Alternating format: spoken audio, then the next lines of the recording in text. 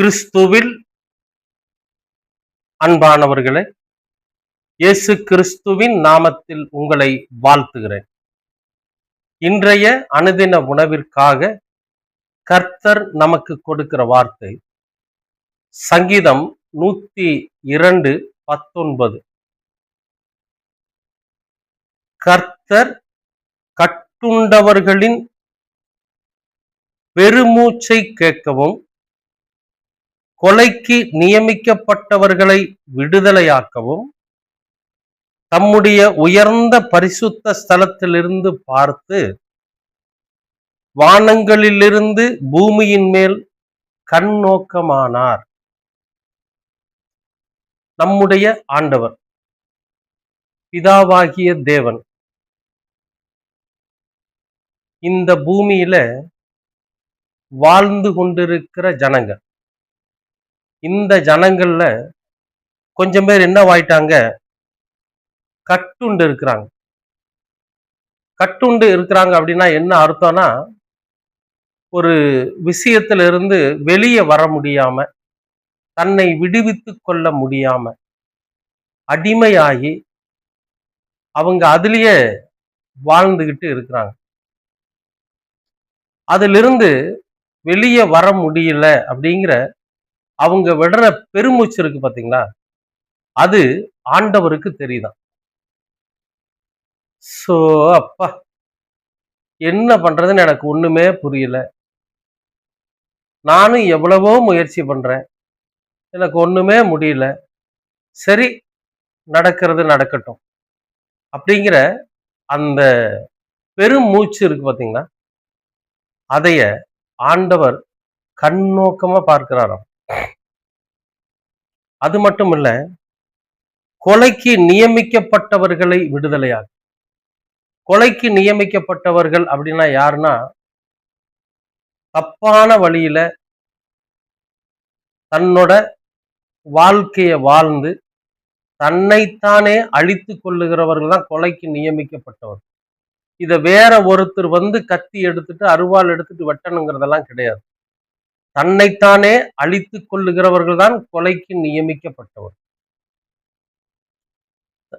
பயங்கரமான மது பழக்கத்துல பாத்தீங்கன்னா சில பேர் ரோட்ல விழுந்து கிடப்பாங்க. அவங்களுக்கு எவ்வளவு சொன்னாலும் அது ஏத்துக்க முடியாது. ஏன்னா அவங்க அவ்வளவுதான், இனி மரணம் தான் எனக்கு முடிவு, இருக்கிற கொஞ்ச நாள் சந்தோஷமா இருந்துட்டு போயிடலாம், என்னை மறந்து நான் இருக்கணும் அப்படின்னு சில பேர் என்ன பண்ணுவாங்கன்னா, தன்னிலை மறப்பதற்கு தவறான வழியை பின்பற்றுவாங்க. அப்படிப்பட்டவர்கள் விடுதலையாக்கப்படணும் அப்படிங்கிறதுக்காக ஆண்டவர் பரலோகத்திலிருந்து பூமியின் மீது கண்ணோக்கமாயிருக்கிறார். ஏன் இந்த வார்த்தையை இப்பொழுது காலையில பதிவிடுறேன் அப்படின்னா, நம்ம எந்த சூழ்நிலையில இருக்கிறோம், எப்படிப்பட்ட சிக்கல்ல நம்ம வாழ்ந்துட்டு இருக்கிறோம், ஒவ்வொரு நாளும் நம்ம பெருமூச்சு விட்டுக்கிட்டு இருக்கிறோமே, நம்மளால ஜெயிக்க முடியல, தோல்வியை நாம ஏத்துக்கிறோம்.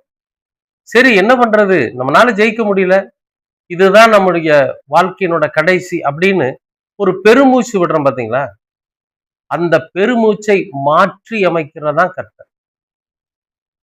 தன்னைத்தானே அழித்து கொண்டிருக்கிற, தன்னைத்தானே கொலை செய்வதற்கு, தனக்குத்தானே கொலை செய்து கொண்டிருக்கிற ஒவ்வொருவரையும் அதிலிருந்து விடுதலையாக்குவதற்கு கர்த்தர் கண்ணோக்கி பார்க்கிறார். அன்பானவர்களே, அப்படிப்பட்டவர்களை கூட கண்ணோக்கி பார்க்கிற நம்முடைய கர்த்தர், நாம ஒவ்வொரு நாளும் கர்த்தருடைய வார்த்தையை உள்வாங்கி அவருடைய வார்த்தைகளை கேட்டு அவருக்கு அடிபணிஞ்சு அவருடைய வழியில நடக்கிற நம்மை கைவிட்டுருவாரா? அப்ப நம் மீது எவ்வளவு கண்ணோக்கமா இருப்பாருன்னு பாருங்க. நம்முடைய பெருமூச்சை அவர் என்ன பண்ணுவாரு, ஆனந்த களிப்பா மாத்துவார். ஆகா, நான் வெற்றி அடைஞ்சிட்டேன், என்னுடைய வாழ்க்கையில நன்மை நடந்துருச்சு அப்படின்னு நாம பெருமூச்சு விடாம ஆனந்தமா சந்தோஷமா ஆர்ப்பரிக்கிற அப்படி ஒரு சூழ்நிலையை கர்த்தர் நமக்கு உருவாக்கி தருவார். ஏன் நான் இதை சொல்றேன்னா, எத்தனையோ பேர் சாட்சி சொல்றத நாம கேட்டிருப்போம். இதுக்கெல்லாம் என்ன காரணம்னு நினைச்சீங்கன்னா, அவர்கள் கர்த்தரை முழுமையாய் நம்பி இறுக பற்றி கொண்டிருந்ததுதான் காரணம். அன்பானவர்களே, நீங்களும் கூட உங்களோட வாழ்க்கையில பெருமூச்சு விடக்கூடியவங்களா இருக்கிறீங்களா? எது எடுத்தாலும் நம்முடைய வாழ்க்கையில சலிப்பு, சங்கடம் அப்படியெல்லாம் இருக்குதா? கவலைப்படாதீங்க. அதை மாற்றுவதற்குத்தான் கர்த்தர் பரலோகத்திலிருந்து, வானத்திலிருந்து பூமியை கண்ணோக்கி பார்த்துட்டு இருக்கிறார். உங்களையும் என்னையும் அவர் கண்ணோக்கி பார்த்துட்டு இருக்கார். நம்முடைய பெருமூச்சையும் நமக்கு நாமே அழித்துக் கொண்டிருக்கிற நிலையையும் அவர் அறிந்திருக்கிறார்.